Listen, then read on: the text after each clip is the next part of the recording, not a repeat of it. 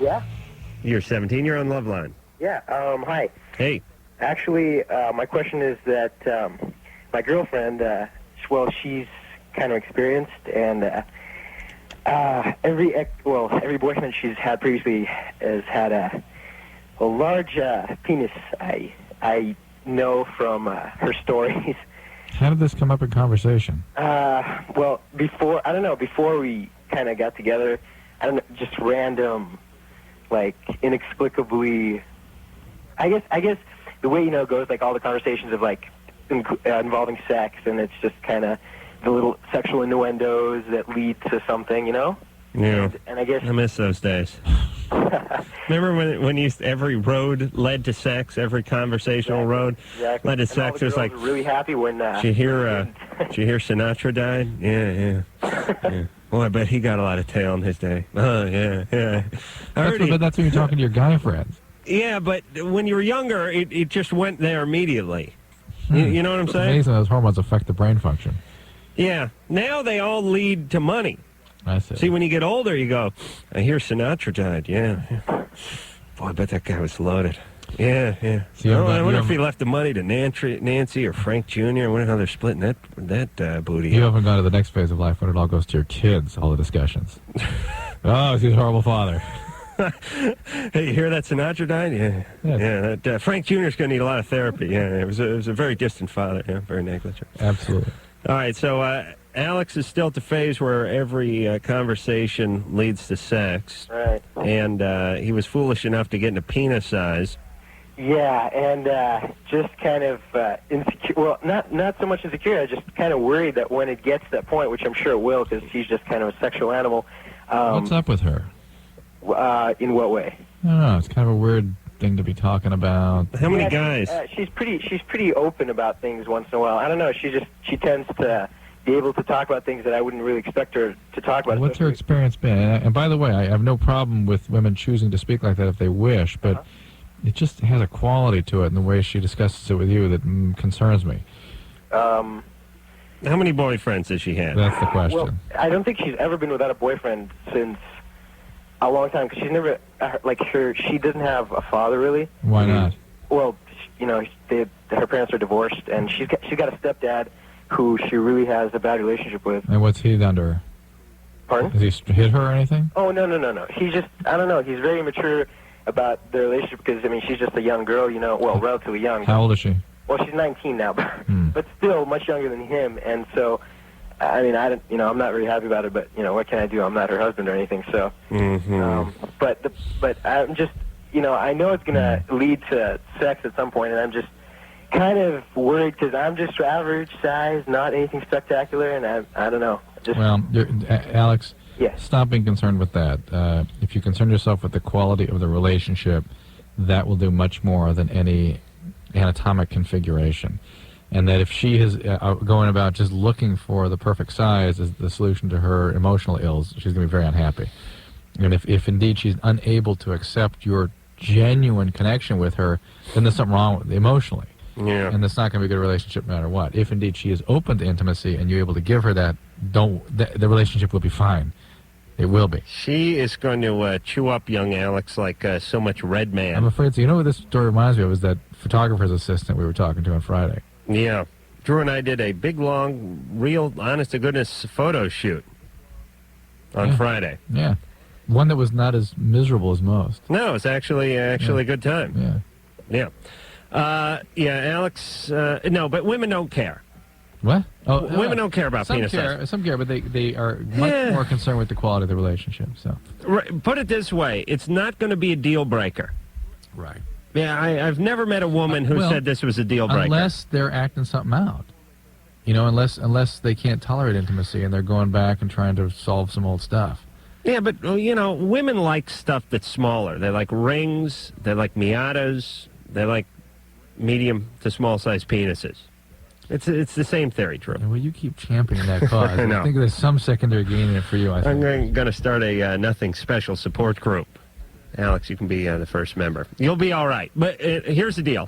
Yeah, here's what I want to say. Alex has much bigger fish to fry than his small penis. With this woman. With this woman. Yeah.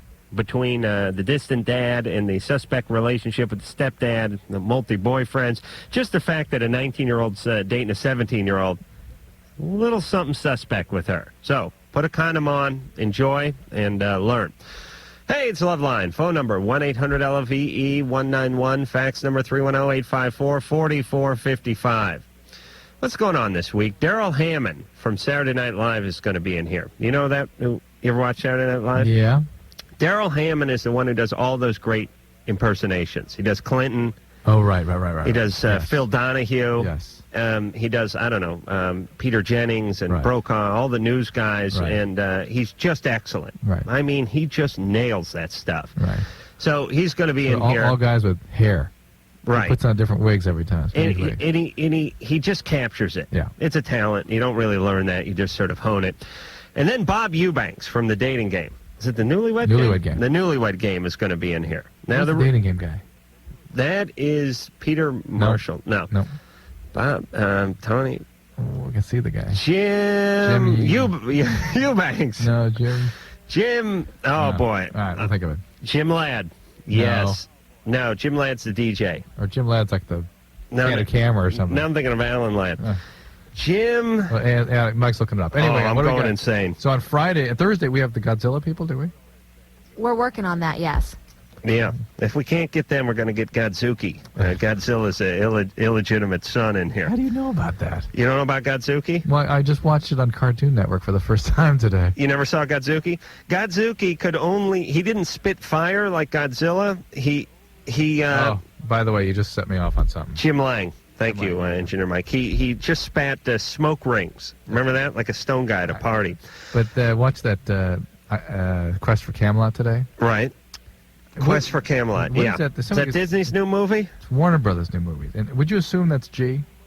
I still don't know what the rating is. I'm assuming it's G, but it is It's gotta be. It is so violent and so scary. I hope they're not a client here at some of the radio stations we go to. But I'll get them almost- business. My kids ended up loving it, but as God is my witness, 4 or 5 times I tried to get them out of the theater. We're leaving. I don't want to be up all night with nightmares and things. Really? I mean, it was ridiculous. I mean, some of these Disney films border on kind of, I think we're going to get the kids out of here, but they just turn the corner just in time. Right. This indulges in violence in a way that is just, I thought, disturbing. All right, you won't see it. You won't hear a word about it, though. Do you pull your kids out of movies a lot? I would. I walk in front of the television station all the time, yeah. It's hard to get them out of a movie theater. I mean, you're Well, in I a would seat, think. you got the popcorn Well, going. you pulled him out of Taxi Driver, I didn't don't you? go. Right? If it's not G, we don't go. And I didn't even think to check the rating on this thing. I blame the rating people more than the Warner Brothers if it was G. My dad dragged me to Papillon when I was like 9, and You can't stop it's a talking year of about it. therapy. Yeah. There was a guy getting his head cut off. There was a homosexual scene. That's always weird when you're 9 or 10. You see that homosexual scene. They're in the prison infirmary, and that one guy puts a rose on the other guy's nuts when he's in his underpants and like pulls the mosquito screen out of the way. Oh, it was a little bit 9. weird. Yeah, you don't know where to look, you know. No. Maybe I was 10. I figure out when Papillon hit the theaters, and we'll do the math. All right, Drew. So anyway, the thing about Bob Eubanks is I did warm-up for an infomercial that Bob Eubanks did about 8 years ago and had a great time with it. We went out to lunch, had a great time. So he won't remember me, but I'll have a fun time with him later on in the week. David, Yeah. you're 21. All right, I'm a little nervous here. I'm having a problem engaging appropriate conversation when I meet a girl. I mean, say for example at a bar, I would see someone that I like. I would introduce myself, and after that, I'm lost. I don't know what to say, despite the environment. Mm-hmm. And listen, and this goes out to all guys. Less is more, by the way. Less words? Yeah, you dig yourself a grave. Yeah, but by the way, he's already about a light year ahead of where I was at 21. I couldn't even walk up and say hi. He can walk up and say hi to people. Can you walk up and say hi to people, David? Oh yeah, I'm very sociable. Well, you're way ahead of... That's pretty good. But I haven't had a girlfriend in 3 years. I haven't even had a long-term relationship. I haven't even been in love. Are you a virgin? Yes. Okay. So you can walk up and introduce yourself. Mm-hmm. And then what? Then he's lost. Yes, I'm lost. Sometimes it's gone like, hi, my name is David. I noticed you from across the room or something like that. Something really stupid You know like what? that. Yeah. You know what? I Let's do a little experiment involving producer Ann. And, Because Lord knows, if you can crack that icy blue heart of Ann's, you can get to anybody. Hey, Ann, you listening? Okay. David? yeah. Let's just, I'll tell you what, why don't we just do a little Loveline recreation here? Pretend Ann is sitting at the end of the bar. You don't have to pretend she's beautiful because Okay. that's the way God made her. But go up to her, All right. break the ice, and Drew will just sort of sit back and listen. Is she drinking anything? No, why Probably. don't you... Yeah, she comes in loaded most nights, doesn't she? Well, she's probably nipping out of a flask, but you could buy her one. Usually, Ann, she holds that tray up that's underneath the taps. Yeah. And just as you can see her dumping that into her mouth and then spitting out occasional Whatever. cigarette butt. Oh, and Adam? Yeah. I have another question after we do this, okay? We'll see how this goes, Dave. Okay. David, Okay. Yeah. first, how tall are you? I am 5'7". Perfect. All right. I am... All right, David, built. no more. Go up and introduce yourself. You ready? Ann is sitting at the end of the bar. You slide your bar stool out. You take that long walk, like the Baton Death March, and you get to Ann's stool. Go ahead. Hi, my name is David. How are you? I'm good, David. Nice to meet you. What is your name? Anne? See, that's where I'm lost. I don't know what to say. Oh, that was good. We're not here. We're not here. Keep going. What city are you from? Okay, that's a weird opening question. Yeah. You're thinking stalker That's at that just point. weird. I mean, that doesn't strike up any conversation. I could just say L.A. Hey, you know And what? I'm done. And the problem with You that gotta is engage yeah. me in conversation. But Ann, here's the thing that I've always felt about people in speaking anywhere, and I use this sort of in public speaking techniques. If you don't have something to say, don't start. In other words, if you don't have anything to tell her when you walk up, don't walk up. And if you do, walk up and say it. Just say what you have to say. But you see, that's and I think that's the problem. Well, Ann, what kind of things they don't could? approach you if you don't approach them. But approaching is to me that's the biggest barrier. But once you get there, if you have something to say, just say it. Yeah, so you got to load the gun before you commit the murder. It's weird because it's hard because it's got to seem natural in Right. a way, even though it's not, and Yeah. you both know it. I get approached a lot. I'm very attractive, and it's usually by younger girls because I'm 21 and I look 15 or 16. So, who approaches you a lot? I get approached by a lot of attractive young women.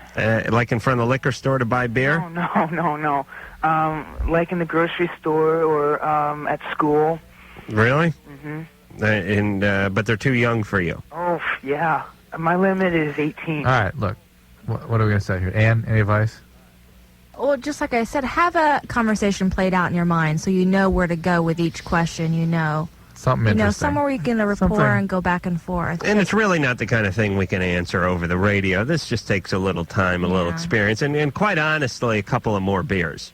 I know you don't like this and you look at it as negligent, but I think anyone who's out there in the real world knows that the poor guy's tongue-tied because he's so uptight.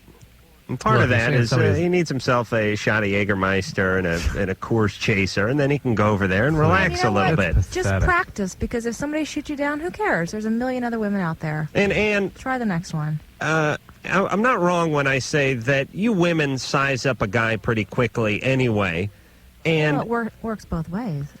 yeah, my point.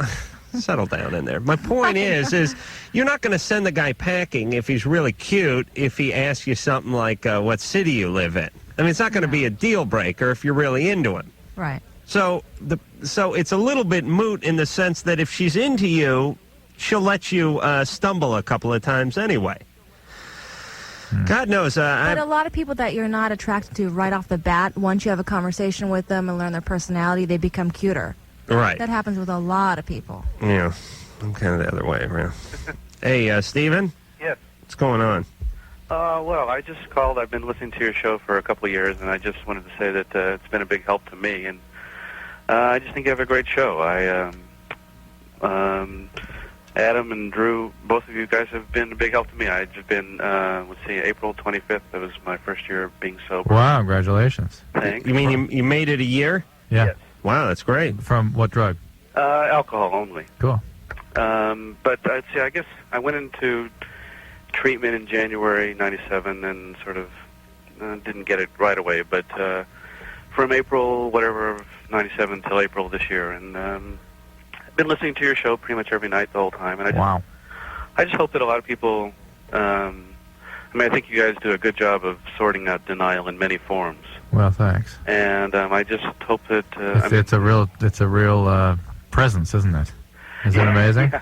Well, I think it seems like a real presence in many forms. I mean, from these little silly things like the way the reenactments of your callers. You want them to, sort of like, do you have a problem with your parents? My parents? Just. Hey, Stephen, what do you do for a living? Well, I'm studying to be a teacher, but I work with little kids, and that's the other thing that has benefited for me is that I just seen it's helped me to be alert to a lot of the things that go on in the dynamic of families nowadays. Oh yeah. Well, so we're out there making a difference in the community. I think so. I think so. I think so. You do? I wouldn't really do this if I didn't think so. Oh, really? I guess that's what I'm saying is that I really hope so. And I mean, some of my friends are sort of getting tired of me going, well, because now I'm like, you got to listen to this show. And they're like, I don't want to listen, but I'm like, no, like, and I don't know. Force people to listen at. Yeah. Hey, screw those guys. You listen. You be the genius of the block. And what happened the next day? So. All right, Stephen. What? Thank you very much. Thank you. Appreciate it. Good luck with the sobriety. Keep working with your sponsor. Keep going back. I give him another week. No, he's fine. Okay. No. Yeah, he made it a year. The first year is crucial for addicts. The biology settles down rather remarkably after that. And so getting to, particularly for heroin addicts, that first year is the critical thing. No, but he's into booze. I understand that. And it's a little easier to make it a year for an alcoholic, but still, the first year is the most important. Yeah. People that make it a year are likely to go on. I think I'm drinking more than ever myself. Well, the other day will come. Oh, will? Oh, yeah. What day is that? We'll see. No, please. Chris. All right. You're 28. What's going on? Yeah. I had 4 mild strokes, and You're 28. Why have you had strokes? What happened? Back in '83, I had a blood clot in my left. No, wait. Yeah. Your leg? Left sphere. So In your left hemisphere? No, left side of the brain. A blood clot. Yeah. How did that form? It was a birth defect. Oh boy. And Can you sue your parents? How does it sound? Does the name arterial venous malformation or AVM sound familiar? yeah, the malformation does. Okay, because that's the kind of thing that causes that. Yeah, okay. and I had several tumors. And, Oh. Did you have to have brain surgery? Yeah, 4. Oh. Mm. And I also have a plastic tube. It runs from... Right. That's pretty much... Where's the tube run from, It runs Drew? from the ventricle in his brain down the side of his neck and into his abdomen. Yeah. Really? Yeah. It dumps into my intestines. He has hydrocephalus, and His brain will swell otherwise? Well, the fluid clogs up and starts puts pressure on the brain, so this just drains it down into the abdomen. Jesus. Thank God you're alive in this day and age, Chris. Yeah. You'd be chum a few years ago, right? His head would just explode, right, Drew? Well, it would crush the brain. And I was just wondering, I was watching this program. It was a news magazine on the TV, and it said that that you can have a reverse. How do you call it? Reverse. So you won't be paralyzed no more. Funny, this is it's like me talking to my friends, and they haven't had strokes. I was just thinking about that. This is like my friends on the weekend. It depends on what you're talking about. Paralysis in the lower extremities, or quadriplegia, that sort of thing.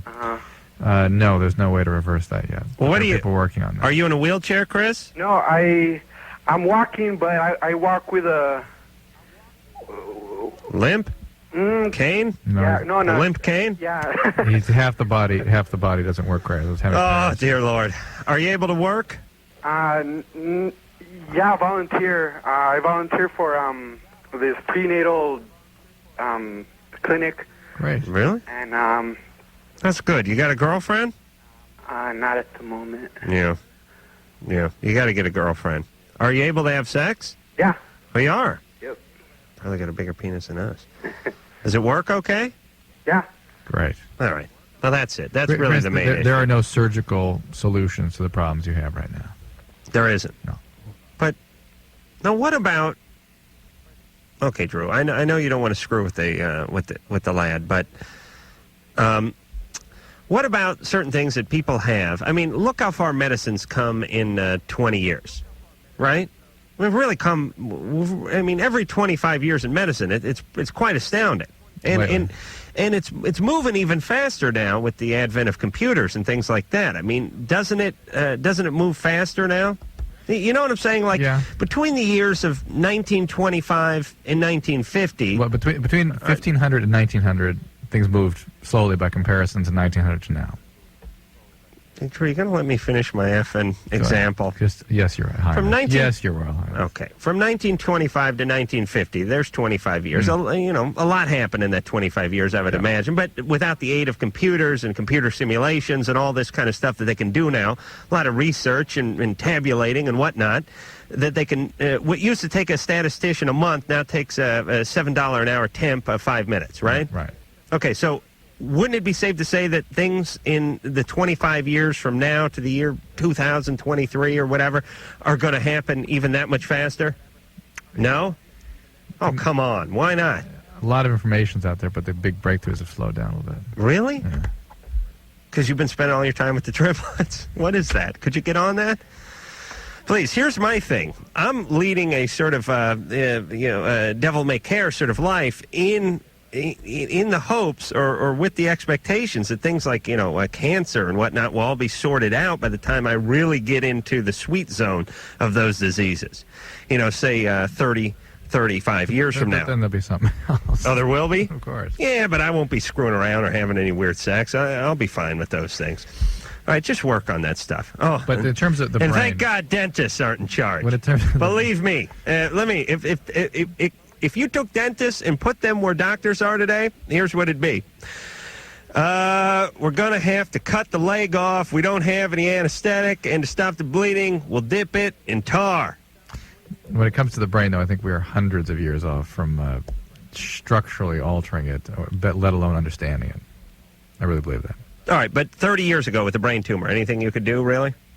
No, it's a lot more can be done now. Okay, that's all I want to know. I mean, he listen, with Chris, our colleagues had, they can use a gamma knife now. The gamma knife? Yeah, they could have used... Is that the one that Aquaman uses? Sort of. What do you do with the gamma knife, real fast? Take the AVMs, get rid of the AVMs. Arterial venous malformations, and it's a ray knife. Oh, like a laser gun? Right. Okay. Loveline's phone number is 1-800-LOVE. Sports fans, it's Loveline. I'm Ace Rock. This is my good partner, Dr. Drew. Dr. Drew, board certified physician, Dixon medicine specialist. Phone number 1-800-LOVE-191. Hey, Drew, saw you on Politically Correct on Friday night. Incorrect. Yeah.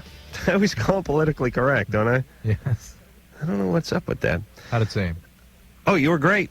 I really thought so. I expect that kind of thing from you. Thank you. Drew was on there with Todd McCormick, the pot farmer, who's a very articulate guy. Nice guy, too. And a very nice guy, and a very sweet guy, and a very genuine guy. And, by the way, a guy who has had horrible disease that we'll just call cancer because I'm not a doctor. It's not cancer. That's my point with him. He's had horrible pain from the treatments for the disease. Either way. So they never should have given him in the first place. All bets are off. And do what you want with yourself, for Christ's sake, especially when your body's riddled with whatever it's riddled with. That was Bill Maher's point, and I how can I disagree with that? I mean, no, you can't. He opened with that stuff, and I was like, okay, well, I'll go home now. Yeah. Right. I had trouble stirring trouble up otherwise. So anyway, Drew was on there with Woody Hayes. Woody Harrelson. And he didn't coach for the Buckeyes in the 70s? No? Okay. But he punched a photographer once. Okay, and some chick from some band who I didn't know of. Yeah. Not the person you want watching your back. by the way. Yeah, she was my wingman. Yeah, not the person you want watching your wing. Very nice. Very nice. Had an opinion, but just didn't articulate it the way Drew articulated his. That's all. But Drew, you came off smelling like a rose. Oh, thank you. You really did. Thank you. I swear to God, no one does that better than you do. Oh, I really don't. Wow. It's all those years of clean living. I figured it out. I know I've said this before, but I think that... Just keep your brain cleansed? Well, normal people's brains, by the time they're, get into their mid-30s, especially like you into their late 30s, have suffered a certain amount of trauma. Like, if you looked at my brain, you'd probably see, like, dark patches on it. Sure. Now, that would be a combination of football. Yes. A lot of head-on collisions. Nothing but head-on collisions for, 10 years. Yeah. And then boxing. That was a decent amount of head-on collisions. Yeah. And then, like, a lot of working around solvents and things like that in improperly ventilated areas, a decent amount of pot smoking, a little experimentation with some drugs, and then just watching a lot of Dukes of Hazzard and hanging around with other guys with spots in their brains. Yes. You know what I mean? Yeah. No, I can think relatively clearly, but I can't just sit there and fire it out like you, Drew. But it's not fair. Right. Do you see what I'm saying? Yes. There should be some sort of handicap. Yeah, like bridling. Like my brain is like a Vietnam veteran. Yes, right. Whereas you were stateside or sitting in Canada practicing French. That's not fair. I've seen battle. I've been in the trenches. Right. Yeah, but think of the life experience that you bring to the comments that you make. How much I know. richer they're if only I could articulate myself. Angel. Yeah. You're 19. Yeah. First of all, I'd like to say, Adam Carolla, you're the bomb, man. Thanks. And Dr. Drew, man, I really appreciate your help. You guys help out a lot of Adam people. is the bomb, though. Yeah. Anyways, this is a question for Dr. Drew. Yeah. When my older brother was 9 years old, I'm 3 years younger than him, so at the time I was around 6, and my younger brother was 5. When we were about that age, my older brother would make us suck on his penis. Regularly?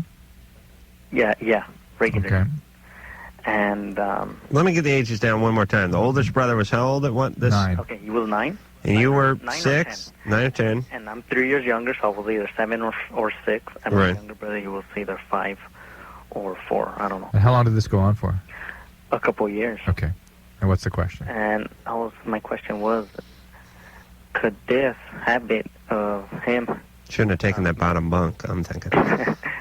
could this habit of his cause us to have any emotional problems? Oh, sure, of course. Or because we just did it because he was our older brother, and we just did whatever he. But it's a pretty heavy hit to be involved in that way at that age. It can be rather traumatizing. He did it for a few years. I would predict that your brother had been sexually abused by an adult, with all probability. Actually, our family hasn't been that kind of family that abuses of us. Maybe It may not have been a family member. It may have been a neighbor, camp counselor, God knows what. Probably something like that. But the 9-year-old doesn't think about that kind of thing unless someone who is no. He thinks about it. He does.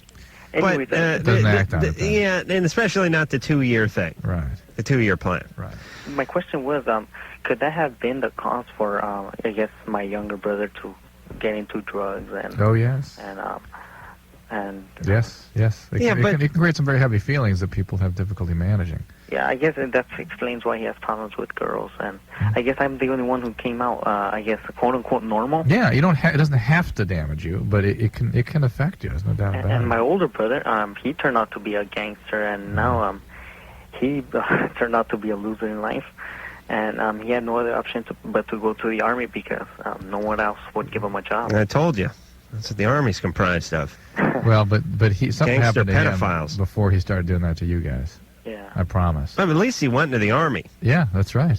Or did they haul his ass into No, it's the an service? interesting. I have wondered. Do they do that anymore? Well, I have wondered if that kind of. Why don't they do that? Well, I don't know that would work, but I've wondered if it would work. If that sort of structure would help somebody like Angel's brother. Listen, anybody putzing around, they just haul their ass right into the service. I'm all right with that. Ulysses S. Grant was a case in point of that. It was? The guy was a 10-time loser, found his way into the Army, found a life, found a meaning and a structure, and, Well, listen, some people need structure. Yeah. And they certainly can't create that for themselves. Mm-hmm. When I'm in charge, here's what I'm going to do. I'm going to have once a year, I'm going to have a big event. Pro wrestling, a cockfighting, and Nintendo tournament, all in one place. Admission free to 18 and 19-year-olds. Then, when they show up, it's a big sting operation. We call it Treasure Island. Treasure Island. I round them all up and haul their ass right into the service. And they all turn into donkeys. Oh, shut up. No. You know I'm right about this. Unless they can produce a pay stub or a peachy folder, which would indicate they were in college. And junior college is not an excuse for further education. I will haul their ass right into the service and put them to work. You know, when a group of guys came up to me today, I was taking my kids out to lunch who were from Central California, wanted autographs and things, and I said, where do you go to school? Oh, junior college. I don't know how to react. You've painted that into such a they should be ashamed. A shameful position. I'm actually embarrassed when people tell. I should be delighted. No, please. Yes. Please. No reason for anyone to go to junior college. Hey, listen.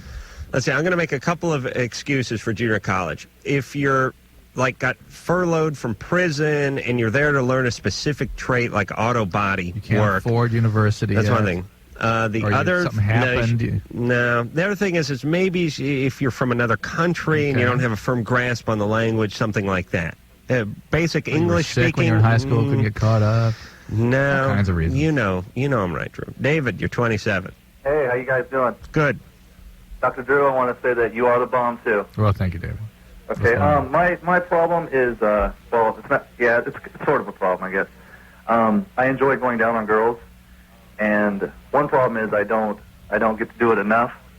But I've noticed a couple times that my tongue has swollen up, like a week after an encounter with a girl.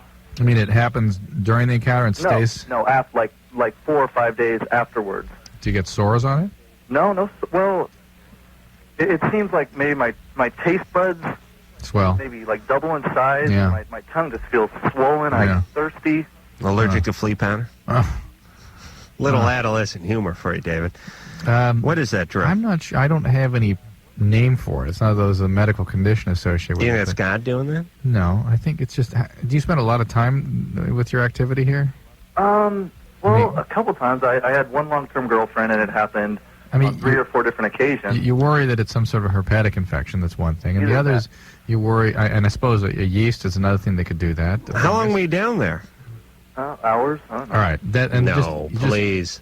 Hours? Well, an hour at a time, and then rest. All right. Well, that's enough to disturb the lining of the tongue. Tongue is not supposed to be meant to be out of your mouth that long. It isn't. No. David, you can't give her an orgasm in 10 minutes? Well, you gotta. I enjoy being down there. And I worry about your jaw too. People get TMJ and things like that. Yeah, it's gotten sore before too. Sure. So it's just your body telling you you're doing something that's outside of normal physiology, all right? So just. Listen, I like the sauna, but I don't stay in there for 2 hours. I stay in there for 15 minutes. I get my fill and I leave. If you stay for 2 hours, you faint. That's right, you die. Happens. Yeah, your body reacts. And some Swedish guy sodomizes you over the rocks. Was that what happened? Oh, I mean, it could. So you think do it for about 15-minute intervals? Yeah. I mean, listen, I know the ladies are pretty excited over the prospect of a guy going down there for an hour, but testify here for a second, ladies. If this guy ain't getting it done in 15 to 20 minutes, he's got a serious problem with his technique. Right? Yeah. I'm an amen. Can I have an amen from the sisters? Yeah. Yeah. Well, it becomes annoying. You know when, like, if you try to keep scratching something, it's like if you have an itch and you scratch it, it feels good at first, but if you keep scratching it, then it hurts. And then it gets infected. Okay? That makes sense. Well, and then I've never had that problem with a girl on me, though. Yeah, but you listen, you don't want a girl performing oral sex on you for an hour and a half, do you? Why not? Yeah, because you want to have an orgasm in 5 or 15 minutes. Oh, shut up, Drew. Can't you concentrate? I might be reading a book or something. You got to learn to focus, please. David's full of crap. goes down on a girl for an hour. Here's the problem, though. There are guys who don't do it at all, and then the other guys they hoard the vagina orally. They get down there forever, and then they make all us squeamish guys look like asses. The last girlfriend, like if you have a girlfriend or last boyfriend was, setting up shop down there for an hour and a half, spent, Memorial Day weekend performing oral sex on what is now your new girlfriend. I mean, you go down there for 5 minutes, who looks like an idiot? You know what I'm talking about, right, Drew? Mm-hmm. Okay. We'll go to break today. Loveline. Be right back. Cost of first-class air travel these days. Cannot figure out where all that money comes from. Or where it goes. Or why they do it. I mean, first class from here to New York, one way is like $400, and for coach class. Coach class, sorry. And for first class, it's $4,000. And I was saying to Drew, I know instead of like 3 seats across, they have 2 seats, so you got to make up that money. And then instead of getting a crappy meal, you get a slightly less crappy meal, but we're still talking about $12, maybe. Right. You could certainly go down to the Kookaroo and do better for $8. And then you get a few glasses of cheap Chardonnay in a movie. And when I tally that whole thing up, I come up with like $322 difference, maybe. So that in my world, coach should be $400 one way to New York, and first class could be $750. Or a wild stretch. $1,000. Yeah, $1,000. Yeah. But $4,000, it's like they don't want you to fly it. Right. Do they not want you to do it, or do they have you by the nuts, or what is it? I don't know. You know what I think? It's almost like full-service gas, which is, regular gas like $1.15 a gallon, and full service like $1.85 a gallon. Right. And even Donald Trump hauls his ass out of the limo and pumps because it's way too much. Right, it's ridiculous. So it's that kind of don't bother us money. We don't feel like pumping it, so we'll make it real high. Like if they did it like 25 cents a gallon more, I'd get them to do it. Yeah. But I'm not going to do it for 75 cents a gallon. What the economists call that, marginal utility? Yeah. What the hell's going on with this country? A lot of companies pay, though, for people who sit in first class. Yeah. Yeah, but So, I mean, like those companies make they must millions know. anyway, so. They must. Here's what the airlines must know. They must know that if some TV network or something is going to send me or Drew or whoever else somewhere, that they're going to fly as first class, that they have to fly as first class, therefore they can charge whatever the F they want for the first class because we have to go first class. We probably weren't the greatest examples, but somebody who's a semi-celebrity at least. But and they must know they have them over the barrel. We've ever had have been those sort of upgrade first class. Remember our airline incident? Right, the ones where you say you're pregnant? No, I take my sweater and stuff it under your shirt. Where you said you're going home. Oh, yeah. You're not flying unless I got a first class. Hey, that's good. I recommend this to everybody. Show up at the airline when they say you're flying coach.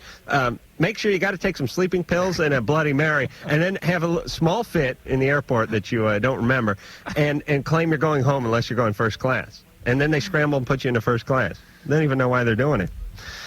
Drew, you flew coach that flight, though, and I flew first class, right? Yes, that's right. Oh, that was awesome. Oh, I am so mean on 3 hours sleep. You guys think I'm mean when I come in here at night. You should see how mean I am at about 5:30 in the morning. Mean and insane, like a madman, irrational. This guy is an asshole. Well, he's always that. Because the stupid Jenny Jones said they're flying us first class for 2 months, and then we get there and it's coach. Screw her. I'm going home. Brian, you're 30. Yeah, how you doing, guys? Hey. Good. Hey, first, just a comment, Adam. I went to several junior colleges, actually, and I'm now working on my graduate degree, and I'm 1 year from it. So, Brian, death. Junior college does not necessarily mean you're a loser. And I have noticed, Brian, that people that go on and on and on in higher education are often people that started in places like junior college. I mean, they value what they've got so much, and they don't get burned out at the beginning side of the educational cycle. Please stop backpedaling. No, it's true, though. I've seen that. It's also very expensive to go to a university for 4 years, and if you're footing the bill like I did, junior college. Adam, that's the big reason right there. Hold on. Let me talk. Drew, speak very slowly in front of Brian. Went to 3 or 4 junior colleges. He's probably not going to be able to stay up with you. Yeah. Brian? Yeah. How many junior colleges did you go to? I went to 3 of them. Oh, 3-time loser. Well, that's it. Third strike, you're out. And by the way, in the East Coast, junior college is not what it is, sort of west of the Mississippi at all. All right, I'll send my people down there to survey those right, East Brian, Coast what's junior going on? colleges. What's going Okay, actually, to get to the meat of the matter, this is a follow-up call. I had spoken to you probably around 7 or 8 months ago. I was the unfortunate individual that was having his penis skewered with needles and having genital warts cauterized off of it. Ouch. And remember, you had told me about an alpha interferon cream that you could use to sort of prevent this from happening. Now, no, it's not interferon cream. Okay, I don't think. I guess that's where the confusion came from, because I talked to I said that some people use interferon. I believe it's injection only, but there was a new cream that had just come out. Okay. Let me try to remember what the hell was in that cream. Now, you have genital warts, and they keep coming back, and when they come back, you have to have them frozen or cauterized or something? Well, the frozen thing doesn't work, to be honest with you. I see a specialist who specializes in STDs, and what he does is he has to give you a local anesthetic, and then you get it cauterized off, and it has a lower chance of recurrence that way, but you still sometimes get them, and it's no fun, let me tell you. Let me explain local anesthetic. Local, normally good. Normally, that's a good thing, right, Drew? Except if the locale happens to be Penisville. Yeah. Yeah, I've done that to people, and you've injected guys in the penis. Yeah. Oh yeah, I've done electrocautery and stuff. And I prescribed the damn cream too, and I can't think of what the name of it is right offhand. But did you talk to your guy about the cream? What I did, I asked him about that, and he said exactly what you did as far as the alpha interferon was only available in injection. So maybe he didn't understand that there was an actual cream that just come out. It's only been out like about 4 to 6 months now. Okay, because you had mentioned it, but I must have got confused about exactly what was in it, because I had mentioned alpha interferon. No, and it's not interferon. No, it's not interferon cream. Yeah, I would love to know what it is to try to do some sort of preventive maintenance. What do they use? Is it look like a soldering iron? Little tiny one. Small, you know. Little tiny size. The guy ever put his initials in your penis, Prince? No, not just. But the whole plume of smoke comes up wherever you try that thing. Oh, that's pleasant. Burning flesh, the whole thing. Oh, it stinks. Yeah. Yeah. So. It's barbaric. All right, but let me ask a couple of quick questions here. Sure. Right? He cauterizes them to stop their proliferation, right? Correct. And why does a guy like Brian break out more than John Q. Public with genital warts? There are different strains of the virus, and there's different immunologic reactions in given individuals in terms of one's capacity to contain the virus. What is clear, though, is that if you have them treated, they're less likely to proliferate. And there's new evidence that suggests warts are sort of self-limited. That means they eventually sort of die off on their own. They go away over a few years. Drew, be honest, could this have been prevented if he went to a 4-year university? Are you sure? Because there's some pretty skanky women. There are some pretty skanky women roaming around those junior colleges. I think that's it. If you'd went to Brown or Yale, you'd gotten yourself some nice, clean Asian woman. It's driving me crazy. I can't remember the name. All right, Drew's going insane. He can't think of it. But he will, and then he'll shout it out on the air, right, Drew? Yes. Okay, that would be much appreciated, guys. All right, good luck to you. Oh, no, I'm going to sit here and go crazy. Or make a note for yourself, Drew, and then loosen your brain up a little. And I was trying to think of something else this evening, too, and I just couldn't. My brain's on a lock tonight. James. Yep. You're 24. That I am. What's going on? Well, I can't stay erect when I use rubbers. No matter how beautiful I think the women are, or I just can't. And it's become kind of a problem. Women aren't too happy with you when that happens. Do they give you your money back? Usually. But, no, and, oh, by the way, genital warts, the health center at my college treats 4 to 8 cases a day. Listen, I go to Chico State. So. Well, look, basically half the people at your college have it. Yeah. That's just the way it is. That is. That's reassuring. But that's what's out there. It's just the way it is right now. People treat warts as though it's some sort of exotic, bizarre, horrific condition, but most people you come in contact with every day have it. That's got to be rough, though, volunteering at that student health. Yeah, you're sitting in there for a cold. You're wondering how many people are actually in there for a cold, Yeah. Well, listen, this is what college-age people do. They get the warts. God, I didn't go to that college. But anyways, I have no problem being erect when it comes to oral sex and foreplay and everything. I'm ready to go. And as soon as that rubber goes on, it's like going south. I don't know if I assume it's probably a psychological thing to do with the lack there of feeling and stuff. Well, it is. I've tried to control it mentally. It's not uncommon, James. Not uncommon. No, but and now you have your penis trained like a Pavlovian dog to equate the condom with flaccidity, right, Drew? Yeah. Yeah. So what you need to do, I've said this many a time, people laugh at my harebrained schemes, but you know, I don't think there's so much hair in these brains, Drew. All right, just hear me out. Practice putting the condom on when you're alone. Fire drills. Imagine that. Imagine if you sat at home, got your penis erect, put the condom on, and kept it erect. After a few... And then you get good and fast at it, too, so you're comfortable. Do it one-handed. Right. After anything. After a couple of those outings, you're fine. What I do at home is I have a plaster Paris bust of W.C. Fields. Remember those, remember those things where they had like little painted statues where the head was oversized? Yeah. Remember like W.C. Fields with the chickadee hat on and Right. stuff? Now I have his mouth hollowed out, and in it I have a condom put in. Condom loader. I have the condom put in, but his WC's mouth is not wide enough for the condom to slide in. So what I'll do... Sort of take off of the gumball machine, but this is a condom loader, right? Yeah, well, I actually have to ram my erect penis into the WC's mouth, but when I pull it out, it's got a condom on. It's more like the Pez. It more involves the Pez theory. So it's a condom dispenser. Right. I see. Well, yeah, except for I have to manually reload his mouth each time, but I'll usually do it before the date. You got to work on that. Yeah, What if there's women another- get a little freaked out when they see me, mounting W's head. But when I come back out with the condom on, all's forgiven. Just another tip you learned here on Loveline. I feel so liquidy. Really? My name in front of the goddamn place. Phone number for Loveline, 1-800-LOVE-191. Fax number 310-854-4455. Ah, this horrible business called show business, everybody. What a bunch of jack-offs. Jesus Christ. I'm going to kill myself after the show, Drew. All right, where are we? Did you find out the name of that wart cream? No. But you do have the wart cream reminder there. Yes. Okay, let's just keep moving on here. Lenora. Tomorrow night. Hi. Hey, you're 29. Yes, I am. I think you guys are great. Thank you. Wanted in relationships. I know from experience what I think they want, but I want to know from you what you know from your experience and what. How many guys you been with? Intimately about 4. Oh, really? Mm-hmm. Jeez. Longer-term relationship. It's a low mileage. Yeah. What's the circumstance here?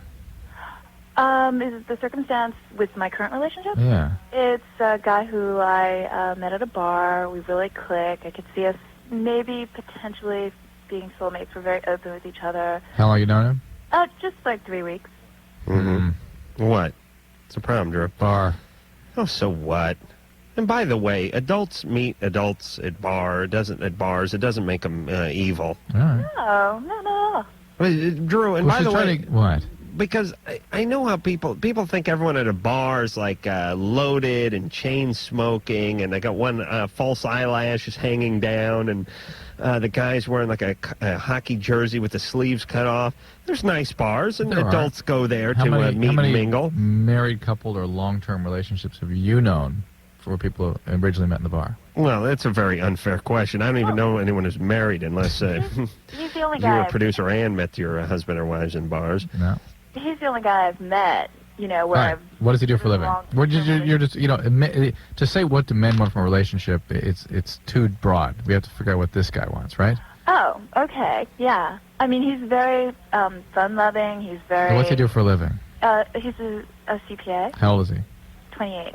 Right. And he's used to, though, going out with older women, like women 20 years older than him. That's a little wacky. Probably dating his clients. Trying to get written in the will or something. So what's his past relationship been like? Well, he was with that one woman who was like 20 years older than him for 5 years. And he, before that, was dating another older woman for like maybe a year and a half or so. You've had long-term relationships yourself? Yeah. Yeah, 1 4-year period. Does he drink a lot? When he is not working, he does. Yeah. Drinks a lot. Yeah, he likes going to bars. Right, so he likes drinking a lot, and he likes the older dames. See, I'm picking up mom and alcoholic. I don't know why. Is your mom an alcoholic? No, his Oh, mom. his mom? Yeah. Not that I know, because I Is actually your mother-in-law an alcoholic? You asked him? asked him if he was an alcoholic because he just had this past week off, and like he spent a lot of time at happy hours. And he Yeah, the question is not is he an alcoholic, but is your mom or dad an alcoholic? Because he'll be in denial about it. His mom or dad. Because he'll be in denial about it, about his own issues. Does he use anything besides alcohol? No. A little bit of crack. No. That's only happy hour. Well, you're gonna have to ask him what he wants. I mean, we can't. I mean, there's that book, What Men Want. You know that book that we had the guys up here from. Right. That was actually a fairly truthful rendition of how men are able to behave in our culture and in this day and age. Yeah. And if you want to help reading the signs, I thought that was pretty accurate. Yeah. And one of the, it sounds like he may be an alcoholic, and so there's going to be a lot of stuff going on here. I mean, he's acting something out, and whether he's gotten through that or not, who knows? You're into potentially troubled territory. Yeah. And one of the things I can tell you is ask him what he wants and what he intends in this relationship. Yeah. And whatever he tells you, believe him. Don't assume you're going to change him. What a guy tells you is what he means. Right. And he probably won't tell you the full intent. Do you think a guy will divulge everything right up front? I don't know. I was just thinking about getting an earful from my girlfriend today about what men want. Oh, from that book? No. Just Did she read the book? No, she didn't read the book. She was talking to me about she wants to go to Disneyland. Mm-hmm. And my problem is I don't want to go anywhere. Right. Unless they have a park. Is there a park in Disneyland called Napland? Masturbate and complain about your parents at Napland. That I'd be in for. But she was pissed at me because she was saying, you don't want to do anything. She said, you don't like going to my mom's house, do you? And I said, no. But to be fair, I don't like going to my mom's house either. Right. I don't like going anywhere. Right. I really don't. I like sitting at home. Women think you should like it if they're there. Mm. That's what women do. You know what I mean? Yeah. It's like, hey, we're going somewhere you really don't want to go that's really far away and it's hot and you got to buy a bottle of wine, but I'm going to be there. Mm. My argument is, yeah, but you're at my house right now. You could just stay here. We wouldn't have to go over there. There's the whole sharing an intimate experience. Ugh. Those are not... Yeah, having her at your house is sort of keeping her... It's like... Yeah, here's what I it's told... like you might as well put her in your bunker. I told my girlfriend, there. here's what I get excited about. Do you see what I'm saying, though? Yeah. I get excited about fixing stuff up on my house, buying tools, and softball. These are the things I really get excited about. Everything else I don't want to do. I don't want to do, when we have to go do the Loveline TV show, yeah. I don't want to go. I know. I don't want to leave the house. I know. When I did this ABC pilot, I didn't want to go. I don't want to do anything. You need more therapy. Really? Yeah. Just because I don't want to go places? Yeah. Just because I like it at home, I want to work on my house? Yeah. But I go. Yeah. So that's good. Yeah. I should get, you know what? See, here's the problem with women. I should get bonus points for going because I don't want to go. I should be praised for going. You realize what a sacrifice this is, Drew? Oh. Mike, you're like me, right? Engineer Mike. Yeah, you ladies don't realize that there's nothing that sounds worse than we're going over to my folks' house this Saturday night for dinner. And not even because it's your folks. That's just that's time you're supposed to serve. That's different. Yeah, you're service. Yeah, that's service. Hey, there should be a clock that you punch in on, and then you punch out when you're watching Monday Night Football, and then you punch in again when you're heading over to the folks' house. But going to Disneyland and doing stuff together, that's part of sharing experience. And I agree that guys don't really tune into what that is or how important that is. We are clueless about that. We really are. I mean, relationships need that. I know. She wants to go to Disneyland, and all it sounds to me is like trouble. But relationships need stuff like that. They really do. They I know. need nurturing. I know. And women are smarter anyway, because Absolutely. then you go to Disneyland, you end up, looking at the Pirates of the Caribbean, you have a good time, you go home, and you're happy you did it. Yeah. It's like they force you to live. They force you to be connected, intimacy. I really believe that. Left to ourselves, you're right, men would sit at home and use tools. I'd grow my fingernails out, and I'd wear Kleenex boxes on my feet. That's right. And I'd putz around in a bathrobe with an erection. And I could grow like a big long beard. I'd look like Hughes. Be like Howard Hughes. Be more grotesque. And I'd like yell at teenagers. What do you fresh punk kids want? Stay away from those trash cans. Oh, I think I'd rack the trash men. What you do for them. Oh. To them. Eva, I just have a shotgun filled with rock salt by the front door. Eva, you're 14. Hi. What's going on? The last time I threw up, it was kind of like reddish, and I just like want to know what's going on. Do you have, are you ill right now and you're vomiting, or are you bulimic and making yourself vomit? I make myself. Okay, this is how one of the ways people die from bulimia. Why? Okay, well, they tear their esophagus and they can bleed really quite briskly. Do they tear their esophagus because of the strain that they put on it? Yes, and then they can also get bleeding from the lining of the stomach as well. I suggest you go to the hospital right now. I mean, people have a 1 out of 5 chance of dying from bulimia. That's why it's such a horrible thing to initiate. This is one of many, many different problems that people can get into from doing this. Okay? How long have you been doing this, Eva? 2 years or a year and a half. 2 years? Yeah, I mean, what's the problem? What's going on at home? I don't want to get into that. Oh, all right. You can go get yourself How much do you weigh? I don't know. Go ahead and get yourself some Pepcid or Zantac or Axid, one of those Tagamet over-the-counter medicines, and take a double dose of that every day, and that will help you. But I think it's important that you get some medical attention right away. It would be irresponsible of me to tell you anything else. Okay? Yeah? Okay. Right now, okay? All right, Eva. Take care of yourself.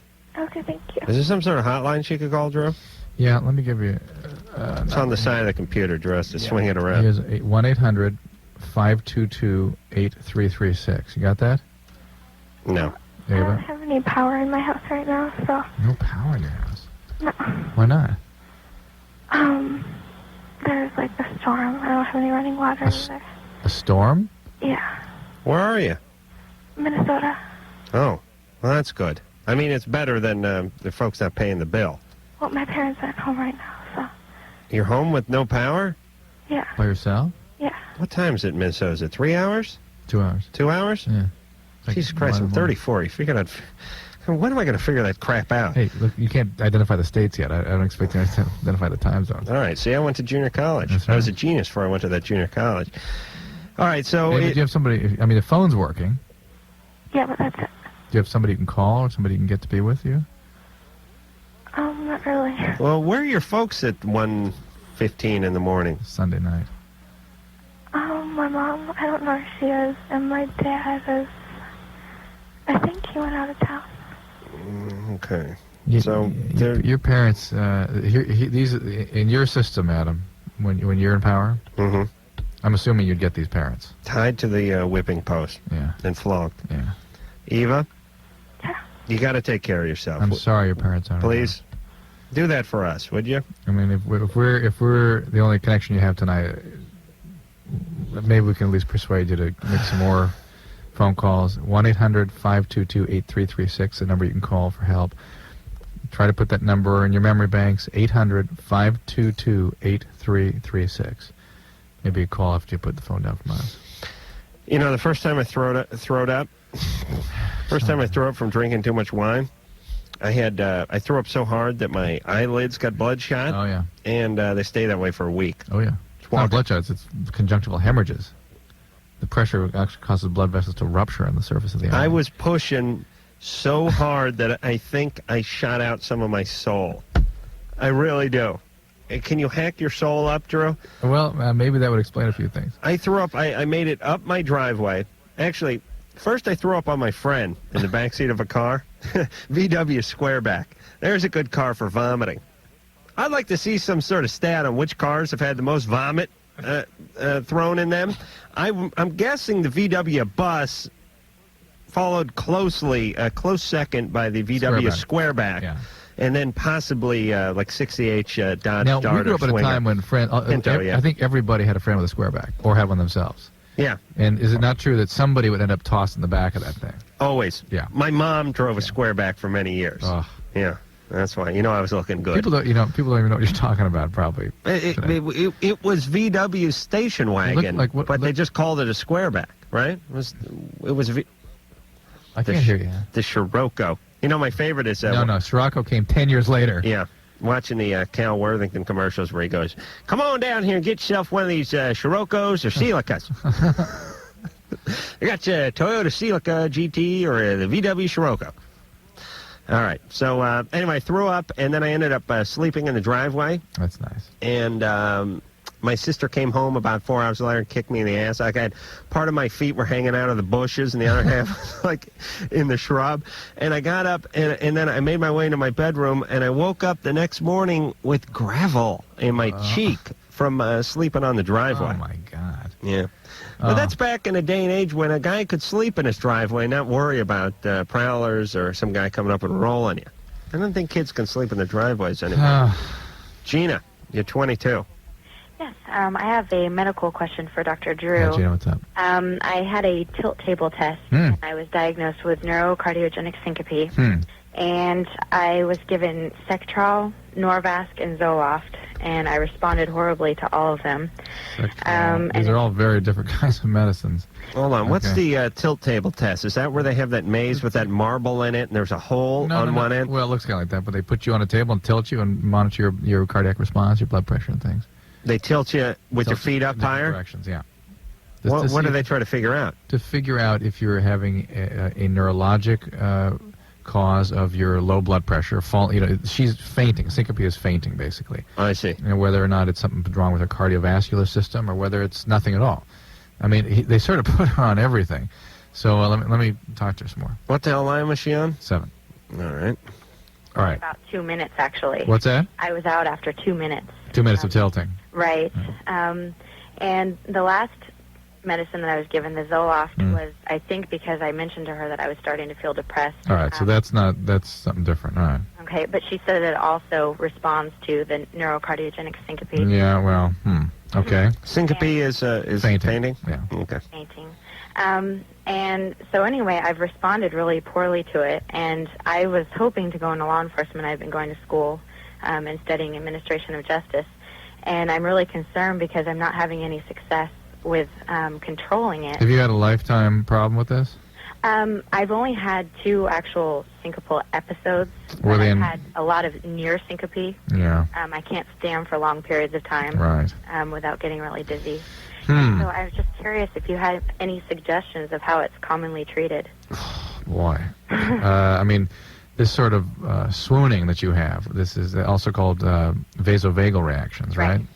And commonly, it's not treated. I think that's probably the most common thing. What's it caused by? It's caused by, a sensitivity of the receptors. The exact physiology I'm not clear on, but basically the heart slows down in response to stress or prolonged physical exertion, that sort of thing, and the blood pressure drops and people faint. And it's sort of when people talk about people in the South swooning, and Gone with the Wind, they faint all over. That's vasovagal syncope. Oh yeah. And people do that their whole life. They usually start when they're pretty young, they're their first episode, and they'll occur periodically throughout their life. And it's not associated with any specific brain, nervous system, or cardiac heart problem per se. It's just part of their system. And so typically it's not treated. People just recommend they avoid those sorts of situations, that they keep their volume up, they keep well hydrated. And beyond that, boy, they've got her on all kinds of blood pressure medicines here. Hollywood sort of ran that joke dry, though, the fainting joke. Yeah. You know what I mean? Because it's not that common. It's very uncommon. It was right up there with the other joke they ran dry, which was when, My Favorite Martian would land in some alley of a metropolis, and there'd be the wino out there, and he'd look at My Favorite Martian, and then he'd look at his bottle of booze, and then he'd dump it out. Right. And shake his head. Right. They don't do that one anymore either. Right. I'm going to get that one back. That and the fainting one. All right, so there's nothing she can do. Well, not beyond what she's doing. I mean, she's seeing people that are experts in this field. I mean, people that do the tilt tables tests are experts. And, I would not choose things like Sectrol and Norvasc for this sort of thing particularly. I mean, to me, I'm no expert in that area. Hey, Drew. Yeah. Once the subject passes out on the tilt table, have you ever heard of any instances when one of the technicians put a large marble or ball bearing on the bare belly of the patient and then tilted it in such a way as to get it to get lodged in their belly button? Well, I'm sure it's happened. You know what I mean? No. You just set it right around the ribs I there. know what you mean. Okay. Right. Think that'd be kind of fun? No. No, Ann doesn't either. All right, Drew, let's sell this call. All right. Don? Yes. You're 27. Yes. What's going on? My boyfriend and I had sex the other night and the condom broke. Mm-hmm. And afterwards I used spermicide jelly. And I was wondering what my risks were. All right. I've just gotten over my period. I had it. Okay. That's The good. last day was Thursday. Okay. Hang on, Don. We're going to go to break. Yeah, because we have to straighten Don out here. That spermicide doesn't do anything. Right. And why wasn't the morning after pill sitting at her bedside? Uh-oh. Drew's pissed. All right. I feel a rant coming on. All right. We'll talk to Don and you and Drew after this. Loveline. Phone number for Loveline, 1-800-LOVE-191. Fax number. Oh, screw that fax number. Look at this fax here, Drew. Adam, please stop bad-mouthing junior college. Spell college with 3 L's. C-O-L-A-G-E. My success story. High school, Ray had a 2.3 GPA. Junior college, he had a 2.75. He got his AA degree there. University, he got a bachelor's degree with a 3.03. Do you even... Wait a minute. What's the 03? Listen, that's a 3.0. Yeah, where that 03, how would that factor in? You break it down into hundreds? I don't even know what the fraction is at that point. Anyway. 3.30 maybe. Ray's 33, probably just graduated with a 4-year degree. Look at that guy. 3.3... 3.03. Well, I guess you get 03 when you have if you have 20 classes and one of them had a B+. All right, wouldn't it be safe to say we could just round up or round down to the nearest tenth? Yeah. That doesn't make you any smarter. Yeah. All right. You ready to roll here, Drew? Well, let's go. Don? Yeah. Don's 27. Don's boyfriend's condom broke how long ago? This was last night. Last night. And you used a lot of, what'd you say it was? Hollandaise sauce? Oh, spermicide after the condom broke? Like one of those spermicide foggers that you just let off in the room? Yes. No, you just shot a lot of that in you? Yes. Oh, that conjures up quite a visual. Don, do you know about something called emergency contraceptive? No, or morning after pill? I've heard of it. Or postcoital contraception? Yeah. That's what you need, right? That's the way to prevent pregnancy. All right, so... Right? You need to go to a doctor or an emergency room or a clinic or Planned Parenthood, and you need to describe your situation, and they will give you the birth control pill. Depending on what pill they give you, you'll take 2 or 4 for a few days, and that'll be that.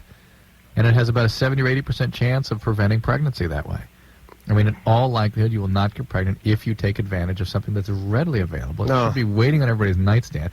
There's controversy about this because people used to believe it caused sort of an abortion. It was sort of worked like an IUD, and that it wouldn't allow a conceived fetus to implant, or an embryo to implant in the uterus, which is not how it works.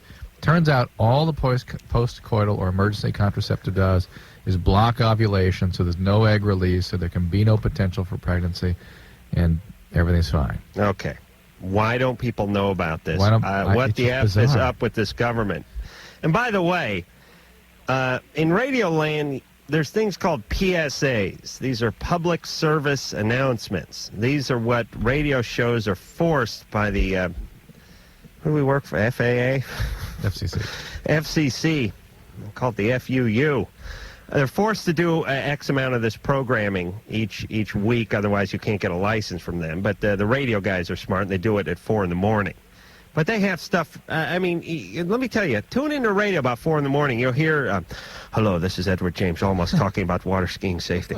I mean, they do one of these goddamn things for everything, but they will not alert the public to this.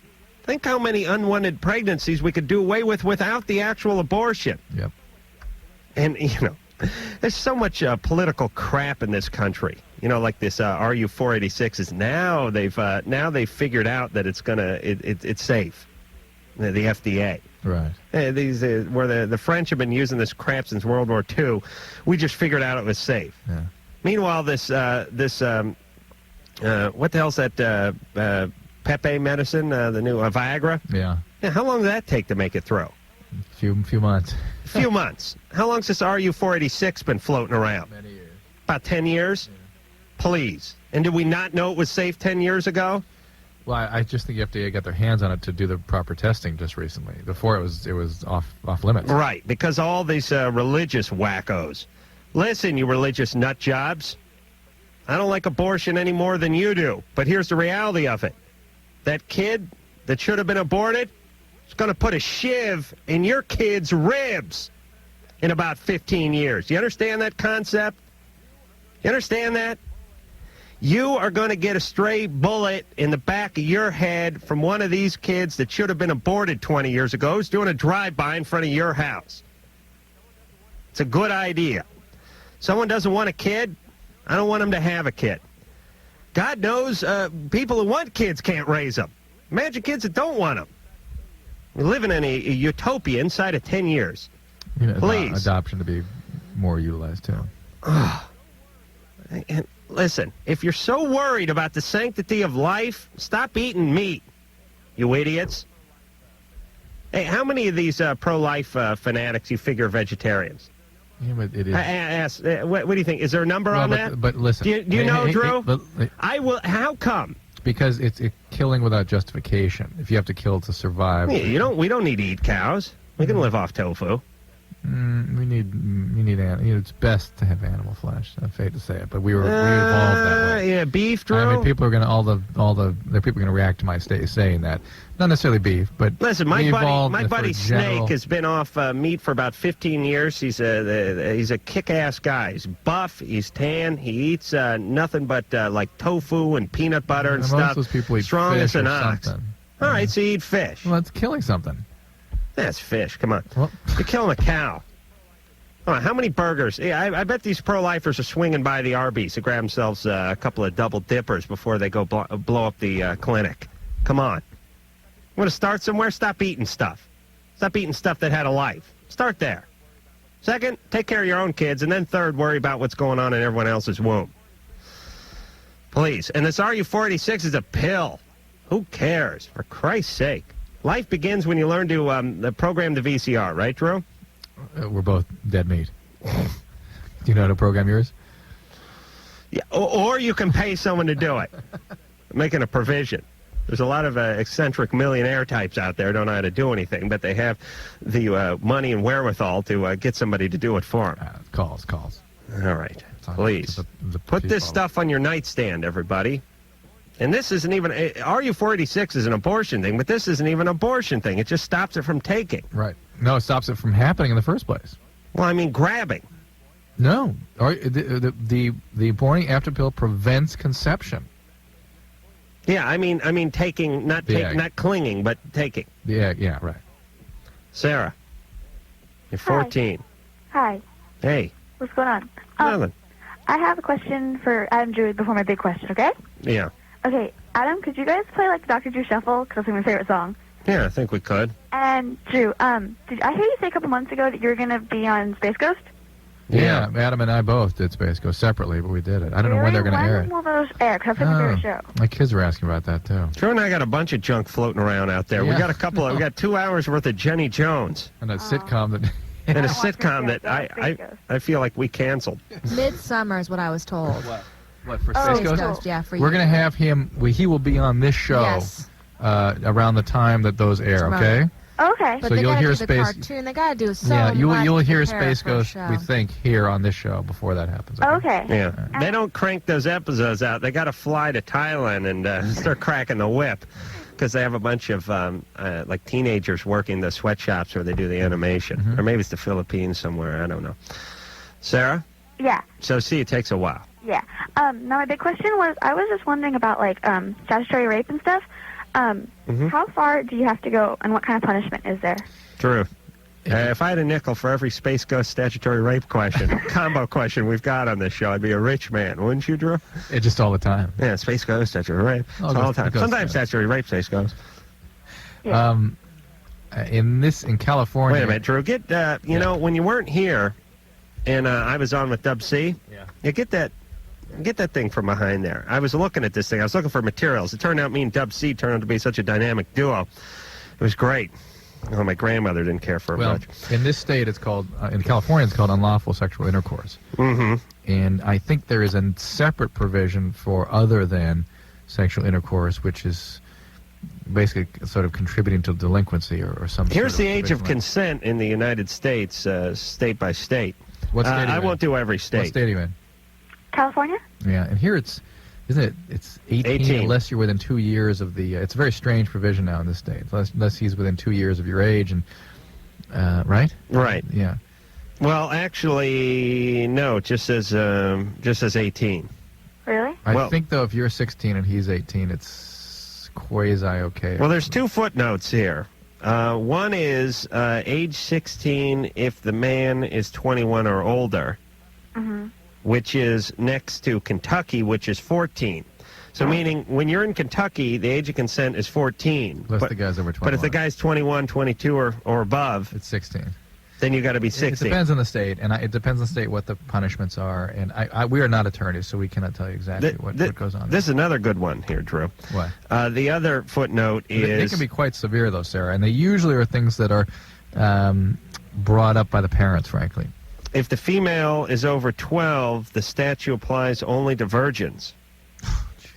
These are the most ridiculous things. It's great. It's real archaic stuff. So, like, that's in Mississippi. But the lowest one is Delaware. Hmm. Now, why is that? I don't know. Probably some horny senator or something. That's 12. Whoa. Delaware's 12. Hey, listen, if I'm living in Delaware, my kid's 11th birthday, I start looking around. You know what I mean? Looking for other communities. Iowa's 14. That's pretty low. Georgia's 14. Trying to just pick out a couple of low ones over here. Maine is 14. Maine and Delaware. Utah's 14. And how's it 14? Wisconsin's 27. My goodness. How'd they do that? Sounds better. Okay. There's a lot of stoners that believe me about now. All right, you ready to roll here, Drew? Yeah. Tony. Hey. Hey, what's happening? You're 15. Hey, it's Rockola, you know, with Doug C. Dynamic duo, like you just said. Yeah. Get him in there more often. Yeah, we don't need Drew. Drew, you listen, my question is pretty much for Adam. 2 girlfriends. Love both of them. They're great. One of them's like really, really good looking. She's like hot stuff. Mm-hmm. Stay with her. The other one is she's okay. Really sensitive though. I'm kind of scared I'm going to get caught because they know each other. Right. Yeah. So I want to dump the one that's like not good looking, but I don't have the heart to do it because she's really sensitive. Right. I don't want to hurt her feelings. Yeah. You got to fake your own death, man. Can you do that, Tony? No. She's really sensitive. Yeah. You got a boy? You got a buddy who'd like to go out with her? Actually, yeah, I got a couple. You would? Yeah. All right, you got to pawn her off. Yeah, I'm telling you that works. It sounds kind of cruel, but it's a nice transition. All right. You know what I'm saying? Go ahead. You know how that game works when you're 14, 15 years old. You don't even know. I mean, I had a girlfriend when I was, I don't know, 13 or 14, whatever you are in the 7th grade. And we, like, broke up over the phone, and I didn't even know it or care. Or, you know what I mean? Yeah. Just wanted anything. He's got to pawn her off to one of his buddies. Start that. Hopefully she'll cheat with him. Then he'll have an excuse to dump her because he can act like he's pissed off that they cheated. Right. That's good. Okay. That's genius. Oh, yeah. Everybody now. Loveline will be right back. Stuff like this makes me sick. You're fat. Asshole. You're fat. Can I say that? You're fat. You're overweight. I want to be dominated. You're gay. I want to be dominated. You're gay. When I was 19, I ate about 4 boiled peyote buttons and stayed up all night but felt no effect. It's called intimacy. Can I say that? This is not acceptable. Can I say that? You're fat. Not acceptable. Pee on this stick. Not acceptable. Boiled peyote button. Not acceptable. You're overweight. Not acceptable. Can I say that? Say that? Hey, hey, that was good. Drew and I were talking about something else. All right. They should play that every once in a while. And Drew's working on a edit of the Dr. Drew Boogie. Mike is working on that. Who'd I say? Drew. Oh, boy. I'm losing it. You are. You realize I have a tough job here, though, Drew. Mike, right? I mean, Drew. Yeah. Donna? Yes. You're 40. I'm 48, actually. Oh, really? Oh, yeah. Been on hold for 8 years.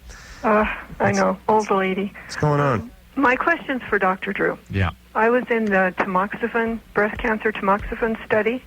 I don't know if you've heard about that. Oh, yeah. Are you at high risk? You have family My history? sister died from breast cancer. Okay. Are you still on it? No. I quit taking it after 3.5 years because I got very, very ill. You got all the anti-estrogen effects? No, I actually got upper respiratory disease. I had pneumonia 3 times. I had a lot of bronchitis. You think that's from the tamoxifen? Oh, yeah. Yeah, I wound up having really bad bleeding and a hysterectomy from it. Well, that is the more common problem, is uterine problems. But, I've got dozens and dozens of people on tamoxifen who had breast cancer, and although they have these sort of anti-estrogen types of side effects, it doesn't affect immune function in my experience. The doctors decided that's what it was. I'm not taking issue that was for you, but I'm saying that's a very unusual It is. deal. Yeah. What's this tamoxifen do? It prevents the estrogen from going to your breast. Basically, the theory is that breast tumors develop under the influence of estrogen. If you block the peripheral effects of estrogen, you may block the potential of breast tumors forming or growing. Does it work? The study looked good, Donna, right? That's what they're telling everybody. Well, hey, no, there is no medication. Listen to this. There will never be, I'm going to go out on a limb here, there will never be a medication that will make a healthy person healthier. Okay? Oh, I believe that. The problem is you have a family history that puts you at risk for a very dangerous disease. So you're not a healthy person, at least theoretically. And so they're trying to help you with this disease that they're postulating may already be there.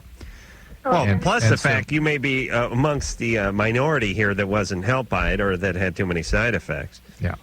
Well, the problem was I wound up with a cough that stayed for the whole 3.5 years. When I quit taking the tamoxifen, the cough went away. I wound up with allergies. They tried to do allergy testing. I had an allergic reaction to saline. They told me not to have surgeries because they didn't know what would happen if they put me to sleep with an IV. All right, It was really, really bad. There will always be side effects from every medication, and some of them will be severe, and some of them will be life-threatening. Donna, do you have lots of problems? Not now. Not that I've gone off of it. I just wondered what the long-term effects of taking this was. Other than don't seem to know. They're telling you that there really aren't any that we know of. Other than the uterine effects, that is all we know. The studies were fairly lengthy and fairly well done. Well, what does she mean? My doctors don't seem to know. I mean, they're the one who administered the thing. Well, they're telling her they know more than Drew does. Yeah. Well, we're saying what I'm sure they tell her is that we don't know of any of long-term effects, as opposed to we don't know any of we don't know of any. Oh, that's why I'd be the world's worst doctor. If I talked to anyone more than once a year, I'd start yelling at them. You had cancer last year, right? Yeah. Didn't you tell me that last year? Yeah. Well, what are you back here for? But the deal is, but Donna is a worthwhile case in point, and that is that medicines make people sick. That's it. And that when the sickness you're trying to treat is more serious than the potential of the medication making you sick, that's when you use medication. So people using anabolic steroids and all this kind of stuff, they're going to make themselves sick. They're not going to make themselves healthier. I was listening to one of these holistic nut farmers on the way in on some radio show. And they were talking about why they love the, what's that medicine called, where it's got some dust from some flea that ate some of the actual medicine and then farted in the general direction of their pill. The homeopathic stuff. And they said, the thing we love most about this homeopathic medicine is you can take the whole bottle and you won't overdose. You won't have any kind of side effects, and you can't say that for the regular medication. And I was thinking to myself, yeah, because it doesn't do anything. You take you can have a whole bottle of chalk. You're not gonna OD. It's the same thing. There's nothing in it. What kind of argument is that? And believe me, I want to be able to OD on my drugs. And if you really look at what impacts the health, it's doing something when you're ODing. What really impacts the health of people in this country is things they do to themselves, drugs, sexual behaviors. Beautiful. And then mental health. That's the other thing that impacts on the overall health. Thank you, Drew. My mental state is fine because I believe my genie's going to look after me. Drew? Yes? I thought you were talking to the other Drew. Yeah, me too. Me too. You're 26. Yes. Oh, Drew the chick. I've actually had like 3 birthdays while I've not been on hold, but on the, attempting to get through. Oh, boy. And as listening to Donna, she's got to be aggressive because it takes a commitment to keep calling, and then finally when you're hallucinating, the phone, somebody picks up and they talk to you, and you don't say anything back because you almost can't believe it. Really? Like, oh my God, I got through. Yeah. And then you don't say anything, and then they hang up and it's over. We're very elusive. It's pretty... We're like the great and powerful Oz. Yes. Yes. What can we do for you? Well, I had a question for Drew, but first I wanted to make a comment about junior colleges. No, totally against them. Oh, good. Totally. All right. But I think they exist for us that went to a 4-year. So even though we might not have picked a major, when we meet somebody that goes to a junior college, we immediately feel better than reminds me of talking to Space Ghost. Oh, yeah. It's hard to get a cadence going with you, baby. Hey, Drew, don't you think this nation would be better served if we just made those into work camps? Yeah, but then the cockfight thing you said about the military. Mm-hmm. See, I think the military is kind of scary because they don't really teach people how to act, but they give them guns. All right. And kind of some power, and their brains aren't all the way. No, Drew, wait. People need discipline. Hey. Drew, you on any medication? I mean, these are the kids that like Drew? blow stuff up. Drew? Am I on medication? Are you on any medication? No. Really? Do you do speed? Actually, I don't, but I have a question about speed. What's going on? I have a very good friend who uses it. Mm-hmm. It's scary because I don't know anything about it. Mm-hmm. And she says that she gets things done and Right. all the stuff. And That's usually how people develop their relationship with speed. It's a very sort of functional drug. They either use it because they're depressed from pot and it lifts their mood so they feel better again, or they're truck drivers or they're at school and they're doing it just 2 or 3 days a week. But you do that for a few months or a few years, and that's addiction. Yeah, she does it more in streaks. I'm her personal assistant, and she's kind of now a friend of mine, and I don't know anything about it, and she doesn't really seem that different on it. Hey, how much are those personal assistants? Oh, it depends on what you have them do. Well, like for a blowjob. You know what? I'm actually gay, and I was... Oh, would you go down on her for, $20? No, you know what, that David guy, the down for an hour and a half? Okay, he's lying. Oh, the guy went down on... He's lying. Yeah, the guy with the swollen tongue? Oh, yeah, because, I don't think that any single person enjoys it that much. I don't care No, who they are. but you know how guys are. As soon as they go down on a girl, they use one of those, the clock they used at the beginning of the Twilight Zone. This one's just sort of spinning about 8,000 revolutions a second. Yeah, days blowing off the calendar. I mean, that's really what it's like. A guy goes down there, and all of a sudden he closes his eyes, and that's what it seems like. Like in a movie when a guy has to do prison time, and the days go blowing off the calendar, and then the clock goes spinning around. Then he puts his head up. He's still got the same commercial going on the TV. But Drew, to answer. Wait a minute, Drew. And then 5 seconds later, it's a full bush.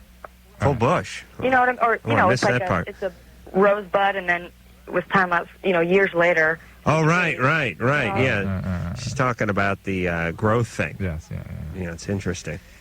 Drew. Uh-huh. So, how much do you get paid?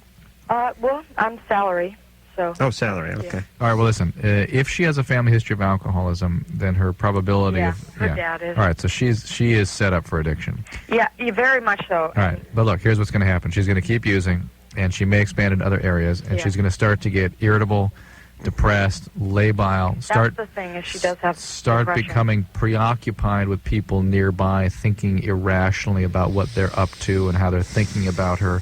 And those may become fixed and elaborate delusions, and she ultimately will become rather violent and difficult to contain. You know what is kind of scary at this point is that she's very in control of her behavior in every aspect of her life. It won't last for long. So she uses it for a while, for like maybe a month, and then she doesn't use it. Well, but then she'll drink more in the meantime to get her through when she's not using. Hey, Drew, female Drew? Letty Drew? Yeah. Yeah. Drew. How much do you get paid a week? How much do I get paid a week? I don't get paid per week. I get paid bi-weekly. Oh, I see. Okay. Yeah. So, I mean, I get paid $35 a year, and so it's... Oh, really? Yeah. That's pretty good. Career for you here. Yeah, well... I'm just saying... I do a lot, so... Okay. This guy, Dave, he works in my house. Oh, yeah. and he's not You a don't real. have to hear this. He's not a real cordial guy. He scares people. But I thought, if I really start making a bunch of money, I can have him go from working on my house to be like my personal assistant.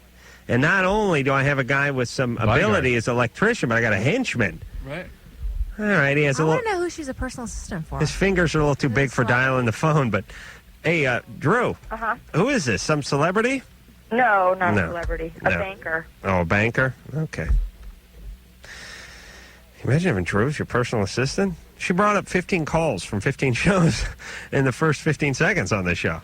Yeah, but she's got a problem on her hands with this employer, and it turns out that whatever the person that. All right. The most likely person to bring something to bear on somebody with this kind of addiction is the employer themselves. So if there are people around her that know that she's in trouble, gather them together and try to apply some pressure to get her to take care of this. This will not stop on its own. It will get worse with time. You're going to have a big mess in your hands within a year or so. Rebecca's 22, wants boyfriend to move in, but mom lost her place. How not to hurt mom? Yeah, she wants to move in. Your mom wants to move in? Yeah. Oh, okay. You mean you want the boyfriend to move in instead of your mom? Yeah. Yeah. Well, you let your mom move in. You tell her it's a temporary, on temporary basis. You do that, and then you move the boyfriend in. You guys probably broken up by It's your then. house. It's her Anyway. house. Rebecca's house. Well, one argument is if she moves mom in, she's going to resent mom for living there instead of the boyfriend. But my argument is both. If mom has been good to you, move mom in, let her know it's a temporary basis, and make notes because you got a nice sitcom brewing. Shush. Michael, 17, best friend stole his love before he kicks his teeth in. Wants your advice. Don't do it. The best revenge is turning gay. No, As my grandfather used to say. Being happy. Yeah, and being happy. Turning gay. Well, that's what he meant because he's an old timer. Back then, gay meant happy. Okay, and we'll be back. Are your ears clogged because you're crying? No, I don't know. Sometimes, like, it tunes it out and I can't hear anything. It's like it's on mute. Are you talking about the phone or are you talking about the truth? No, what you guys are saying. Like when Dr. John talks. All right, hold your nose and blow out for a second. She'd done a little less of that earlier on, she wouldn't be in this pickle. All right, Ann, here's what we're trying to say. We're trying to say that you don't feel so badly about your past, but this guy has convinced you to feel shamed and dirty about your past. Okay? And that is a horrible mind F. That you should never do that to a person. It is really a despicable thing. And here's what the guy's doing. Please, can you hear me? Yes. Okay. He is taking his own insecurities and he is thrusting them on you because he feels like he should have been with a few more partners, because he feels a little inept sexually in the past. He is taking all of that pain and energy and he's dumping it all on you. What he really should be saying is, I feel real insecure because you were with other people and I wasn't. But what can I do to keep them? I don't necessarily know that you want to keep a guy who's going to hold this against you, and he will do that. I know, but it doesn't matter to me. All right, Ann? Yes. You have one shot. Listen carefully. Okay. These are the words that an 18-year-old should have told me many years ago. Okay. Actually, it was only about 6 months ago. Here's what you need to tell him. You listening? This is not my problem. I've done nothing wrong. I am not a whore. I'm not a slut. I'm not a prostitute. I've had some relationships I regret, and I've had some that I enjoy. I'm with you now because I want